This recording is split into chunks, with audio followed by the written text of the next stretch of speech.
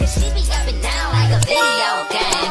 Video game lover, we should with each other. Pada ilmu fisika, ada banyak sekali pembelajaran yang bisa diambil dari kehidupan sehari-hari.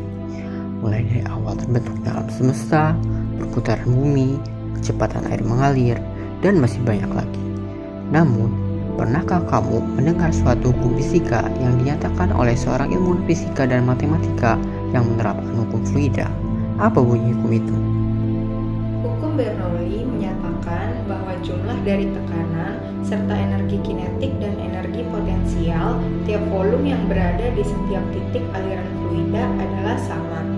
Hukum ini ditemukan oleh seorang ilmuwan matematika dan fisika yang berasal dari Swiss pada tahun 1738 yang bernama Daniel Bernoulli. Dalam percobaan ini menjelaskan prinsip dan penggunaan pengukur tekanan. Pada setiap ujung pipa terpengaruh oleh tekanan udara luar. Jika salah satu ujung pipa ditutup, maka akan terjadi perbedaan tekanan yang terjadi antara kedua ujung pipa, sehingga terjadi perbedaan ketinggian pada kedua ujung pipa jika dilihat secara dua dimensi. Persamaan Bernoulli berhubungan dengan tekanan, kecepatan, dan ketinggian dari dua titik poin aliran fluida yang bermassa jenis. Persamaan Bernoulli dapat dirumuskan dengan tekanan ditambah energi kinetik ditambah energi potensial sama dengan konstan.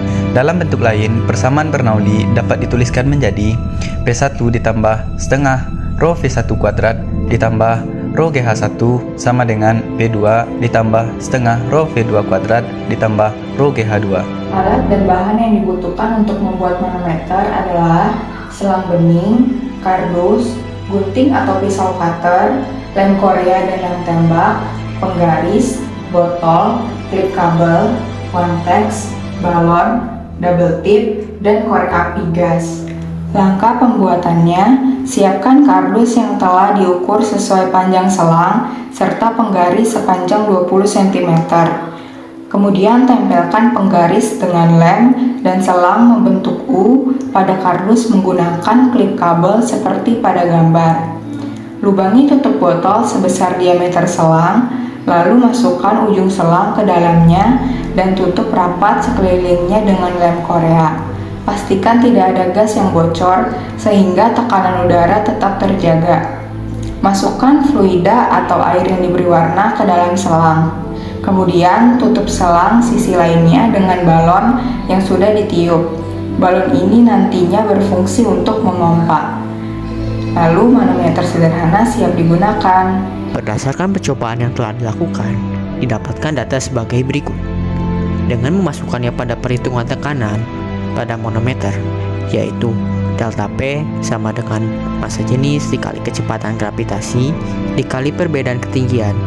Setelah melakukan perhitungan berdasarkan data yang didapat, tekanan yang berada dalam manometer adalah 758,96 mm raksa atau 0,998 atmosfer.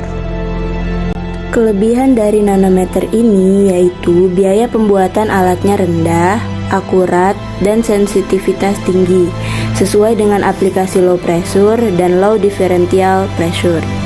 Sementara itu, kekurangan nanometer tabung U adalah membutuhkan penyangga, tidak ada proteksi overrange. Selain itu, cairan tabung U harus tidak bercampur dengan cairan yang diukur.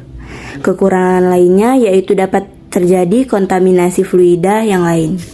Cara kerja manometer menerapkan hukum Bernoulli. Pada prinsip kerjanya dalam kehidupan sehari-hari, sebagai contoh dapat diambil dari pembangkit listrik tenaga uap atau PLTU dengan mengukur tekanan udara yang berupa uap.